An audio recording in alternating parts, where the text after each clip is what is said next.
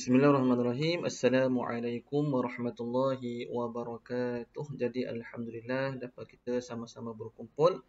Kita bertemu lagi untuk kita punya subjek kursus kita Qawaid Fiqhiyah. Dan pada tajuk yang sebelum ini kita dah belajar Al-Qa'idah Al-Fiqhiyah Al-Kubra yang pertama, iaitu Al-Umur Bimaqasidiha. Jadi pada hari ini kita sambung kaedah yang kedua, iaitu al-yaqin la yuzalu bisyak. Al-yaqin la yuzalu bisyak. Jadi kita nak belajar tentang keyakinan. Dalam kita melaksanakan sesuatu ibadah, jadi keyakinan ini akan memberikan kesan kepada amal ibadah kita. Jadi penting. Kaedah yang kedua ini sangat penting untuk kita pelajari dan untuk kita amalkan dalam kehidupan seharian kita, dalam amalan-amalan ibadah-ibadah kita. Supaya kita tidak tersilap. Jadi kita perlu belajarlah. Okey, antaranya kita terus masuk. Apa yang kita belajar? Explanation, authority, level of certainty. Kemudian application. Yang related ni kita akan belajar pada video yang seterusnya insya-Allah. Jadi hari ini kita lihat yang pertama, explanation. Al-yaqin la yuzalu bisyak. Certainty is not overruled by doubts. Jadi yang penting kita punya point dekat sini adalah certainty. Kita punya keyakinan, al-yaqin, keyakinan. By doubts. Doubt ni adalah keraguan. Kita ada dua perkataan penting, istilah penting dalam bab ini, iaitu keyakinan dan juga keraguan. Jadi yang penting dalam kita punya amal ibadah adalah yakin. Yakin adalah penting untuk amal ibadah kita. Jadi kat sini dia punya kaedah, keyakinan tidak akan disanggah oleh keraguan. Dia tidak boleh lawan lah. Kalau kita dah yakin, keraguan tidak boleh melawan keyakinan kita. Ini adalah kaedah yang kedua kita akan belajar. Introduction. Okey, jadi yang pertama, great significance in the event of controversy on rights and obligations on opposing parties in the absence of a proof on obligation either side. Jadi kat sini kita tentang kaedah ini, kaedah yang kedua ini adalah kita tidak tahu antara dua perkara. Maksudnya kita ada keraguan lah, perkara ni betul ke ni betul. Yang A betul ke B betul. So kita tak pasti. Ini yang kita nak bincangkan dalam kaedah ini. Maka dalam dua-dua perkara ini, bukti dia macam mana? Ada bukti tak? Tak ada bukti ke? So macam mana kita nak lebihkan antara dua perkara ini? So kita nak kena ambil lah keyakinan tu. Antara dua perkara ni. Kena lihat. Kena ada bukti. Tak boleh main suka-suka kata, oh aku nak pilih yang ni. Tak boleh, tak boleh. Kena ada bukti-buktinya. Kena ada proof dekat sini. Okay? So kalau tak ada macam mana? So kita lihatlah bagaimana kaedah ini. Among the main legal maxims that most fiqh rulings are based upon. Maknanya kat sini adalah kita punya kaedah ini adalah kaedah yang mana banyak melibatkan hukum-hukum fiqh. Banyak hukum-hukum fiqh mengguna pakai kaedah ini. So ini adalah antara kaedah yang utama. Mencakupi banyak area ni. All areas. Mencakupi banyak area dalam hukum hakam fiqh ini. Boleh dikatakan 3/4 lah. 3/4 dalam hukum hakam fiqh. Ada melibatkan tentang keyakinan. Sebab tu kita dah sebut tadi, amal ibadah kita kena tengok daripada sudut keyakinan. Daripada awal kita dah sebut. The objective of this legal maxim is to remove difficulty as it takes into account certainty and regards it as a fundamental matter which can be a basis for ruling. Jadi kat sini Apa objektif kita untuk kita punya kaedah ini adalah untuk kita menghilangkan, menghapuskan kesulitan. Kita nak menghilangkan kesulitan. Jadi dalam kaedah ini kita mengambil kira certainty, iaitu keyakinan. Kita mengambil kira keyakinan sebagai asas yang utama dan juga sebagai dasar untuk kita menetapkan sesuatu hukum hakam. Ya, kita punya kaedah ini kita gunakan sebagai asas, sebagai dasar untuk kita menetapkan hukum hakam. Apa yang penting tadi? Certainty, keyakinan kita. Itu penting. Aims at elevating doubt, which the cause of illusion for many people. Yang mana pada kaedah ini kita kena faham, kita nak menghilangkan was-wasah ni, iaitu penyakit was-was. Tujuan kita nak menghilangkan penyakit was-was ni dalam kita punya amal ibadah, yang mana ia menjadi kekeliruan ramai orang. Orang ni ragu-ragu, aku punya solat ni dah berapa rakaat? Ragu-ragu pula, aku terkentut ke tadi? Aku punya wuduk ni ada lagi ke tak ada? Kita berasa ragu-ragu. Aku punya pakaian ni bersih ke tak bersih? So, banyak sangat perkara-perkara yang melibatkan keyakinan. Apa penyakit dia? Penyakit was-was. Jadi, kita nak hilangkan penyakit was-was ini, maka kita belajar kita punya kaedah yang kedua ini, iaitu al-yaqin la yuzalu bisyak. Bagi mereka yang faham tentang kaedah ini, maka dapat banyak membantu untuk menghilangkan penyakit was-was. So, penting ya. Penting. Lebih-lebih lagi kepada orang yang memang selalu was-was. Okey. Kemudian kita masuk kepada meaning. Apakah maksud meaning of yaqin? Apakah itu syak? Dia punya lawan lah ni. Lawan dia. Apa maksud yakin? Apa maksud syak? Yang pertama, yakin. Yakin adalah knowledge, ilmu, that is not tainted by any doubt. Iaitu ilmu yang tidak dicemari dengan sebarang keraguan. Tak ada. Memang kita confirm. Memang kita yakin. Itu maksud dia. Not tainted. Kita yakin tidak ada tercemar dengan sebarang keraguan. It is a strong conviction in accord with reality that something is a certain way with no alternative possibly being credible. It excludes the ignorant conviction that is not founded on evidence. Okey, jadi yakin ini adalah keyakinan yang kukuh. Mesti keyakinan kita kukuh. Bukan keyakinan yang ya tak ya tu dah tak yakin dah tu. So keyakinan kita mestilah kukuh selaras dengan realiti. Kena bertepatanlah dengan realitinya. Tidak boleh kita punya keyakinan tapi tidak ada kena-mengena dengan realiti. Macam tak logik je keyakinan kita tu kan. Macam tak logik je keyakinan kita. So, itu bukan keyakinan nama dia. Keyakinan kita mesti kukuh, bertepatan dengan realiti dan pasti. Dan tidak ada kemungkinan yang lain yang boleh kita katakan ianya sahih. Tak ada kemungkinan lain. So, itu kita kata sebagai yakin. Yakin. Jadi, yakin ini juga memerlukan kepada proof, evidence, kita punya bukti lah, bukti-bukti. Bukannya kita menyatakan kita yakin tanpa ada apa-apa bukti, kita yakin tanpa ada kita yakin sesuka hati je. Kita kata kita yakin. Tapi tak ada yang menyokong keyakinan kita. Tak boleh. So, yakin kita adalah yakin yang pasti. Okay? Yakin yang pasti. Itu penting yakin. Yang kedua, syak. So, apakah itu syak? Syak adalah doubt, keraguan, suspicion, uncertainty, keraguan dan juga ketidakpastian.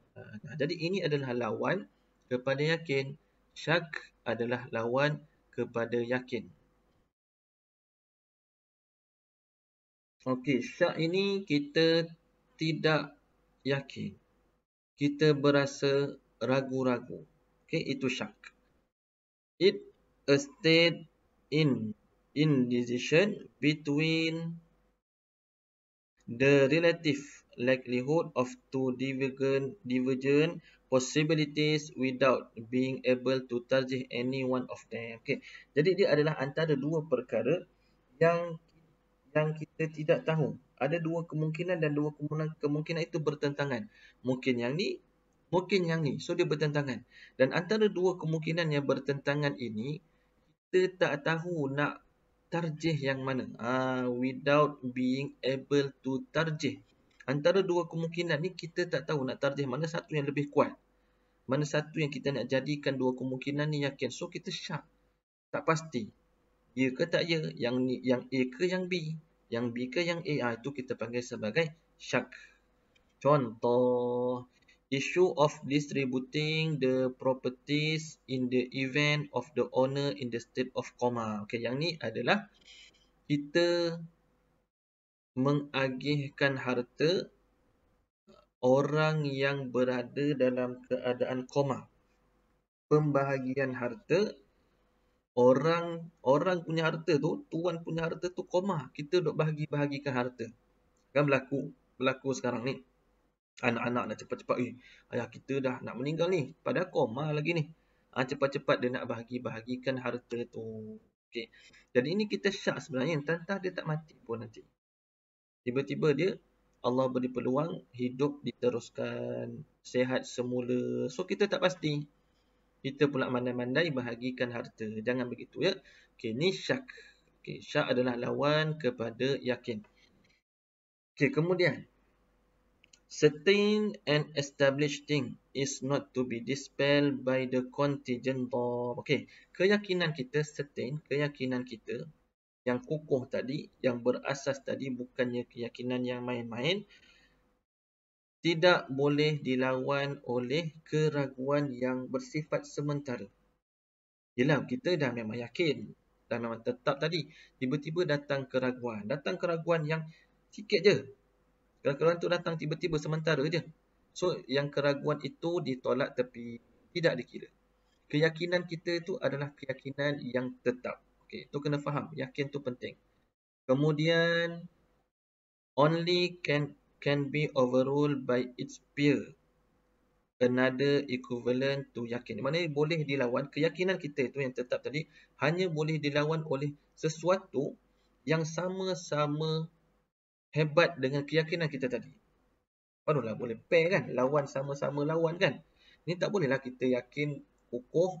Tiba-tiba yang top tu tak berapa kukuh. Nak lawan yakin kita tak boleh. So yakin kita tu boleh dilawan oleh sesuatu yang sama besar macam yakin tadi. Baru boleh lawan. Barulah standing kan. Macam tu. Reject the effect of doubt that upsets the original position. Okey, ini menolak keraguan yang boleh menggugat kedudukan asal yang tetap. So tak bolehlah keraguan tadi kita tak terimalah. Sebab keyakinan tadi kita dah tetap. Any syariah ruling will not be lifted by mere doubts. Doubt here is the situation in which the person is uncertain about the occurrence of something or the possible occurrence of it. Okay. Jadi kat sini, setiap hukum hakam syariah, peraturan dalam kita punya fiqh, tidak boleh kita menghukum sesuatu dengan keraguan. Doubt mana boleh? Kena yakin baru boleh jatuh hukum. Ni kita tak yakin, kita ragu-ragu, tiba-tiba kita nak menghukum. Tak boleh lah. Tidak boleh jatuh hukum. Tidak boleh jatuh hukum. Sama ada kita kata, mungkin berlaku, kita kata, mungkin je. Tak pasti pun. Kata, ini boleh jadi berlaku ni. Kemungkinan berlaku ni. Tak boleh. Tidak dikira, tidak boleh dijatuhkan hukum kerana kemungkinan tak boleh. Okay? Sebab bukan main-main. Tak boleh main-main jatuh hukum ni. The consideration of its certainty has to continue until the reason for its uncertainty is confirmed. So, kita yakin kita berterusan sampailah berlaku sesuatu yang tak yakin datang. Yang tak yakin datang tu memang betul-betul confirm. Barulah berubah keyakinan tu. Okay? So, yakin kita tu akan berterusan yakin. The occurrence of certainty will not be rejected by any reason except there is clear evidence. Jadi kita punya keyakinan kita, certainty kita tidak boleh dilawan melainkan ada bukti yang kukuh. Kalau ada datang satu bukti yang kukuh, nak melawan kita punya keyakinan baru boleh. Kalau tiba-tiba keraguan yang tak apa-apa, tiba-tiba datang, ya tak ya je keraguan tu, tak boleh. So, kena ada bukti. Bukti tu penting. Proof ataupun clear evidence dia kata sini. Certainty cannot be ignored by the doubtfulness. Samalah macam tu. Keyakinan kita tak bolehlah nak lawan dengan keraguan-keraguan tadi. In contrast, the certainty of matter occurrence will not be overruled by mere doubt. Sama juga, only can be overruled by what is strong or even stronger than it. Impossible for a certain matter to be overruled by what is weaker than it. Okay. Jadi keyakinan kita, kalau nak lawan dengan keyakinan kita ni, yang kita memang dah yakin, dah tetap, mestilah datang sesuatu yang sama kuat ataupun lebih kuat daripada keyakinan kita. Datangkanlah, bawalah bukti-buktinya, bawalah proofnya, evidence-nya. Takkan sesuatu yang lebih lemah boleh melawan keyakinan kita yang kuat. Tak boleh. Okay? So, apa yang penting? Keyakinan. Contohnya, if a debt was confirmed to be a liability on a person who passed away later, leaving some doubts about his debt settlement, then the debt's liability is considered to continue. Okay, orang tu berhutang. Lepas tu dia meninggal dunia. So, ada orang tak tahu, dia ni, hutang dia ni dah settle ke belum? Orang tak tahu. Tapi orang tahu dia hutang. Orang tahu dia ada hutang. Anak-anak dia tahu ayah dia ada hutang, contoh. Tapi anak-anak dia tak tahu ayah dia ni dah settlekan hutang ke belum. So, kat sini kita consider sebagai hutangnya masih ada. Kenapa? Sebab confirm, yakin dia berhutang. Tu semua orang tahu, confirm, yakin. Dia dah settlekan hutang ke belum? Tak ada siapa tahu. Ragu-ragu. So, settlekan hutang, ragu-ragu, tidak boleh dilawan dengan berhutang, yakin. So, tetap hutang itu masih ada, dikira masih ada. Okay, contoh kedua. If a contract was confirmed to be concluded between two parties, but later its cancellation was doubted, then the contract's validity is considered to continue. Kita ada buat satu kontrak. Apa-apa kontrak lah kan. Jadi kita dah confirmkan kontrak itu. Dah ada hitam putih, dah settle, dah confirm sebagainya. So, ia berada dalam keadaan yakin. Yakin kontrak itu ada, settle. Okay. Kemudian, tak yakin. Adakah kontrak itu telah di-cancel? Tak pasti. Kontrak itu dah cancel ke belum? Orang pertama tak pasti, orang kedua pun tak pasti. Maka, ketidakpastian ini menyebabkan kontrak itu consider sebagai masih ada. Ya, sebab kontrak itu memang dah yakin dah ada. Yang dah cancel kontrak ke belum tu tak yakin, tak tahu dah cancel ke belum. So, consider kontrak masih berjalan. Okay. Itu contoh. Authority. Authority ni adalah bermaksud dia punya dalil-dalil lah. Daripada mana datangnya? Datangnya kita punya kaedah ini. Bukannya kita suka-suka je buat kaedah ni. Adalah datang dalilnya. Yang pertama daripada Quran, surah Yunus ayat 36. وَمَا يَتَّبِعُ أَكْثَرُهُمْ إِلَّا ظَنًّا إِنَّ الظَّنَّ zon, perkataan zon. إِنَّ الظَّنَّ لَا يُغْنِي مِنَ الْحَقِّ شَيْئًا Innallaha alimun bima yaf'alun. Yang bermaksud, dan kebanyakan mereka tidak menurut, melainkan sangkaan sahaja. Padahal sesungguhnya, sangkaan itu tidak dapat memenuhi kehendak menentukan sesuatu dari kebenaran. Sesungguhnya Allah Maha mengetahui akan apa yang mereka lakukan. Jadi Allah dah beritahu dekat sini, sangkaan tidak dapat memenuhi menentukan kebenaran. Sebab ia hanya bersangka-sangka saja. Sebab apa? Sebab hanya bersangka-sangka sahaja. Sangka-sangka ini kita tidak dapat menentukan kebenaran lah. Okey, yang kedua daripada hadis. Okey, hadis ini adalah mungkin kita dah biasa dengar. Sorry, mana hadis? Hadis yang pertama. Okey. Hadis tentang syak rakaat solat. Okey. Syak rakaat solat. Iza syakka ahadukum, Nabi kata, fi salatihi. Kita syak. Falyulqi syak wal yabni 'alal yakin. Jadi kalau kita syak, kita perlu membina kita punya solat itu atas keyakinan. Contohlah syak 3 ke 4, 3 ke 4, 3. Kita tengah solat ni, kita tengah berdiri ni rakaat ketiga ke rakaat keempat. So yang mana kita yakin? Kita yakin 3, 3 confirm dah. So 4 yakin tak? 4 yang kita ragu-ragu. So kita kena bina solat kita atas rakaat ketiga. So kita membina berdasarkan keyakinan. Ini yang diajarkan lah. Maka kita pun solat barulah 3 rakaat tadi. 4 ragu-ragu tidak dikira.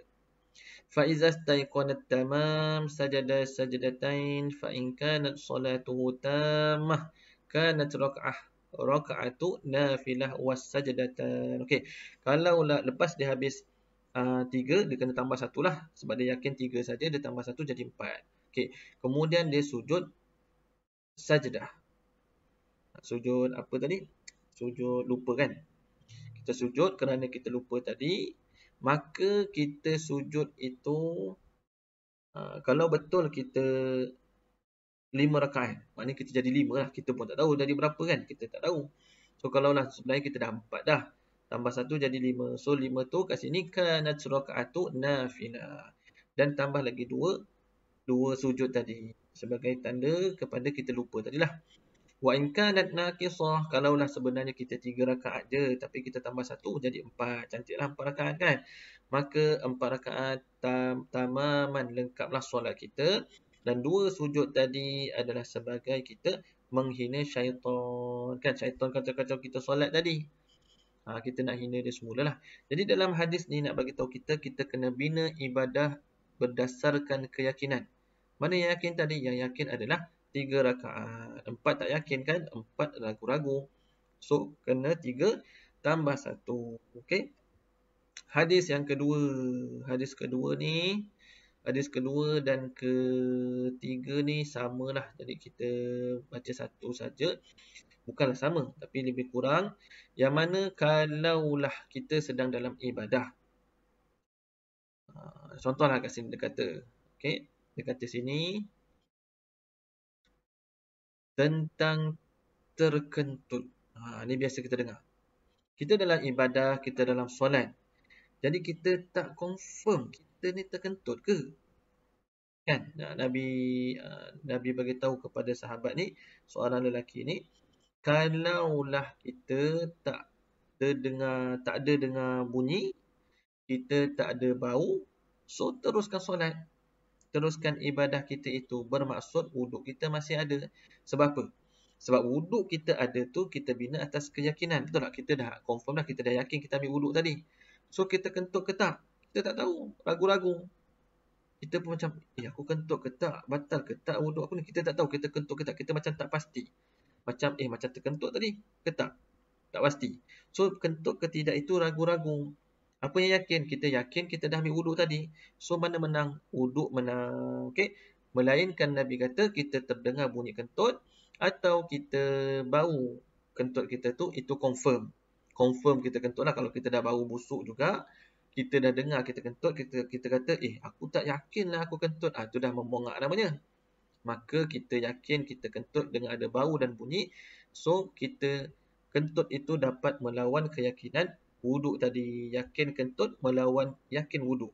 So kat situ yakin tu menang lah. Yakin kentut tadi. So terbatal lah solat. So kena tengok. Dibina sesuatu amal ibadah itu atas keyakinan kita. Okey, selesai dalil-dalil terhadap kita punya maksim ataupun kaedah kita. Kaedah kita ada dalil-dalilnya. Bukannya kita bina gitu-gitu je kaedah. Level of certainty. Okay, level kita. Tahap keyakinan. Paling tinggi yakin, bawah sikit zannu raji, bawah lagi zan, bawah lagi syak, bawah lagi waham. Jadi paling tak yakin waham lah. Paling yakin, yakinlah namanya. Paling teruk waham. So ni dia punya peringkat dia lah. Waham naik lagi tinggi sikit, syak naik lagi tinggi, zon naik lagi tinggi, zon nurojih naik lagi tinggi, paling tinggi yakin. Jadi apakah itu yakin? Apakah itu yakin? Alah, semua orang dah tahulah ni. Kan, the extreme limit of certainty. Confirm sangat-sangat. Kita yakinlah. Confirm sangat-sangat. Kita betul dalam kita punya amal ibadah tu. Macam kita ambil wuduk tadi. Confirm kita ambil wuduk. Kan? Okey, contoh. Ni tiada keraguan langsung. Contoh, menangkap seseorang yang berzina dengan 4 orang saksi. Confirm lah, yakin dah 4 orang saksi dah. Memang ada saksi. Nak buat macam mana? Memang yakin. Okay, so ni yakin tanpa ragu. Yakin. Nombor 1. Yang paling tinggi. Bawah ada sikit. Zannu rajih. Zannu rajih adalah when the evidence in favor of its grows weightier so that it is likely to be true. Okay. Maksudnya ada bukti-bukti yang kukuh. Yang menyokong kita punya keyakinan. Yang mana ia cenderung kepada kebenaran. Boleh faham ya? Ada bukti-bukti yang kukuh. Kita tak yakin 100%. Tapi ada bukti-buktinya. Oh, bukti ni menunjukkan kepada betul. Bukti ni menunjukkan kepada kebenaran. Yang mana bukti-bukti ini cenderung kepada kebenaran. Maka ia adalah zannu rajih. 75% lah dikira sebagai 75% ke arah keyakinan. 25% ke arah tidak yakin. Okay. Zon. When one of the two possibility becomes more likely in the mind. Jadi, zon ni adalah kita dalam ada dua kemungkinan itu. Salah satu daripada kemungkinan tu kita lebih cenderung kepada salah satu tu. Sama ada yang A ke yang B. Kita lebih cenderung kepada A atau B. A atau B. Kita mungkin cenderung kepada A. Ataupun mungkin kita cenderung kepada B. Kita mungkin cenderung kepada kita duduk. Mungkin kita lebih cenderung kepada kita dah kentut tadi. Dia macam tu. Tapi yang ni tak ada bukti lah. Kalau macam zannu rajih ni dah ada bukti-buktinya. Dia lebih kuat lah. So yang ni kita macam yang ni ikut betul. Zon. Kita cenderung kepada salah satu. Okey. Kalau syak. Kalau syak ni memang tak tahu. 50-50. The midpoint. Tengah-tengah. Where the probability of two divergent proposition about reality is 50-50. Jadi zon ni adalah salah satu. Salah satu pula. Kalau zon ni salah satu. Syak ni syak. Syak adalah tak tahu. 50-50. 50-50 dalam kita punya pemilihan tu. Kita tak tahu mana satu. Okay? Jadi ini adalah syak. Kalau zon kita ada cenderung salah satu. Kalau syak 50-50. Waham lagilah teruk. Waham yang paling bawah sekali. Okay. Waham adalah is less likely of two divergent possibility or is a belief that is not founded on any evidence. Okay. The likely motive for such an opinion is personal whims and caprice. Okay. Jadi waham ni adalah kita percaya tanpa kita ada bukti. Tak boleh lagi tu. Mana contoh dia kata sini, not founded on any evidence. Tak ada bukti langsung. Kita cuba nak percaya juga. Mana boleh. So ini dia kata, motif dia apa? Motif dia adalah personal whims and caprice. Jadi kat sini adalah kita macam lebih kepada ikut hawa nafsu lah. Kita ikut hawa nafsu. Tanpa ada bukti, kita nak cuba-cuba juga percaya. Kita boleh ni, okey ni, percaya ni. Tak boleh. Tanpa ada bukti, so kita katakan ini sebagai mengikut hawa nafsu ataupun ada kehendak peribadi kita sendiri. Waham. So waham ni tidak dikira juga. Okay. According to juris, jadi ahli-ahli fiqh kata zon, waham dan syak adalah syak. Adapun zannu rajih dikira sebagai yakin. So ada 5 tadi kan? Okay, ada 5. Zannu rajih dan juga yakin, maknanya ini adalah dalam bentuk keyakinan. Boleh guna pakai. Sebab ada bukti tadi kan, zannu rajih ada bukti. Zon, syak dan waham ni tidak boleh guna pakai sebab dia tak kuat. Dia termasuk dalam kumpulan syak. Okey, boleh faham ya? Okey, seterusnya pillars of yakin. Asas-asas keyakinan. Tak bolehlah kita nak yakin tu ikut suka hati kita je, tak boleh lah. So, dia kena ada asas-asasnya, basicnya. Apa dia? So, dia terbahagi kepada dua, previous certainty dan juga subsequent doubts. Apa maksudnya di sini? Previous certainty adalah bermaksud certainty should be the previous condition. Mesti diutamakan terlebih dahulu yakin. Al-yaqin as-sabiq. Bahasa Arab dia lah. Mesti kita utamakan yakin dulu. Nombor satu. Nombor dua apa? Nombor dua, subsequent doubts. Bermaksud keraguan itu muncul selepas adanya yakin. Kan ada yakin dulu. Mesti diutamakan yakin, baru fikir yang ragu tadi. Yang keraguan tadi apa? So, yakin nombor satu. Contoh kat sini. Certainty that an action is permissible or prohibited in the Syariah. Okay, kita yakin adakah perkara itu dibenarkan ataupun dilarang oleh Syariah. Itu yang pertama. Kena ada keyakinan dulu. Yang kedua, certainty about the persistence of one's ablution. Dan juga kita kena ada keyakinan tentang kekal ataupun batalnya seseorang itu punya wudu. Okey. So, kena tahu dulu, yakin. Yakin orang tu batal ke? Yakin orang tu kekal wuduk dia. Okey. Dibina atas keyakinan dulu, barulah kita lihat kepada keraguan. Itu cara dia untuk mengguna pakai kaedah al-yaqin la yuzalu bisyak. Condition. The certainty and doubts should be both about the same case and about the same point of that case. Okay, jadi kenalah keyakinan dan juga keraguan ini mestilah berada dalam satu kes yang sama. Kita menceritakan perkara yang sama. Bukannya kes yang berbeza ataupun isu yang berbeza, permasalahan yang berbeza. Tak. Dia dalam permasalahan dan isu yang sama. Certainty and doubts cannot occur at the same moment. That would be logically impossible. Impossible. Tak mungkin kita yakin dan syak dalam masa yang sama. Mustahil. Betul tak? Takkanlah, aku yakin aku ada wuduk. Tapi aku syak lah aku ada wuduk. Tak. Mana boleh gitu? Mesti salah satu. Apa dia? Previous certainty is followed by subsequent doubt. Balik semula kepada dua ni. Sebab tu kita kata ni asas. Mesti diutamakan keyakinan dulu. Fikir dulu. Yakin ada wuduk tadi kan? So, ada wuduk. Kita balik semula kepada keyakinan. Okay? There should be a consequence to applying the maxim, the kaedah inilah. So, akan ada akibat. Kalau kita menggunakan kaedah ini, ada dia punya akibat-akibat dia, ada dia punya kesan-kesan dia. Okay. Kemudian, apa lagi?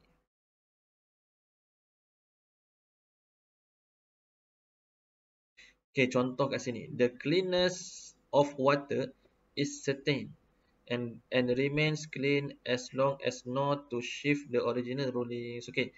Jadi, sesuatu air itu, kalau kita tahu dia bersih, bersihlah.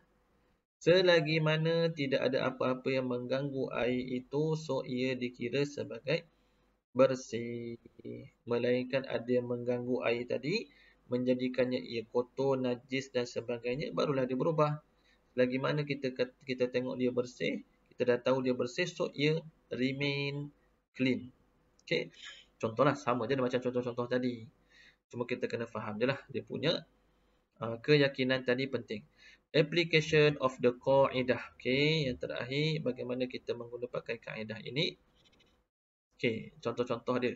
Yang pertama, if a person is certain that he is in the state of ablution, he is considered to have ablution until there is evidence or indication showing otherwise. Okay, kalau dia dah yakin dia ambil wuduk, kita dah banyak kali sebut dah tadi, so dia dikira dalam wuduk selagi mana tidak ada apa-apa yang menunjukkan sebaliknya. Bunyi dia kentut, barulah kata batal. Macam itulah contoh. If a person has taken a loan from another person, dia ambil loan, ambil pinjaman, and is in doubt whether he is still in debt, tapi dia tak yakin dia ada hutang lagi ke. Dia dah ambil hutang tu confirm. Yakin dia ambil hutang. Tapi dia tak yakin dan yang hutang tu dah habis ke belum. He is considered to be in debt until there is proof to show otherwise. So, dia dikira sebagai masih berhutang selagi mana tidak ada proof, tidak ada bukti yang menunjukkan dia telah habis hutang tadi. Telah habis membayar hutang tadi. Sebab yang yakinnya adalah yakin dia berhutang. Yang ragu apa? Yang ragu dia dah bayar ke belum. Macam tu. Yang ketiga, last terakhir, if a man marries a woman through a valid contract, then adopts a cure regarding the divorce of his wife, their marriage would be considered valid because the doubt has arisen after certainty. This doubt of divorce therefore cannot remove the certainty of marriage. Jadi kalau kita dah kahwin, contoh, kahwin. Kahwin tu confirm, tiba-tiba ada berlaku sesuatu perkara yang adakah ia menyebabkan terbatalnya kahwin itu ataupun tercerainya, berlakunya penceraian. Tapi berlakunya penceraian itu tidak yakin. Ragu-ragu. Ragu-ragulah, tak pasti. Cerai ke tak cerai ni? Berlaku perceraian ke tak berlaku perceraian? So, dia dikira sebagai masih berada dalam perkahwinan. Kerana kahwin itu confirm, yakin, certainty. Yang berlakunya perceraian ataupun tidak itu masih berada dalam keraguan. Selagi mana tidak ada proof, tidak ada dibuktikan evidence, maka dia masih lagi stay, masih lagi kekal dalam perkahwinan. Okey, jadi ini adalah contoh-contoh lah bagaimana kita menggunakan pakai kaedah al-yakin la yuzalu bisyak. Wallahu alam. Jadi mudah-mudahan kita memahami apa yang kita pelajari daripada kita punya Maksim yang kedua ini, kaedah fiqh yang kedua ini, iaitu tentang al-yaqin la yuzalu bisyak, dan boleh kita guna pakai dalam amalan seharian kita, dalam amal ibadah kita, insya-Allah. Wallahu a'lam. Assalamualaikum warahmatullahi wabarakatuh.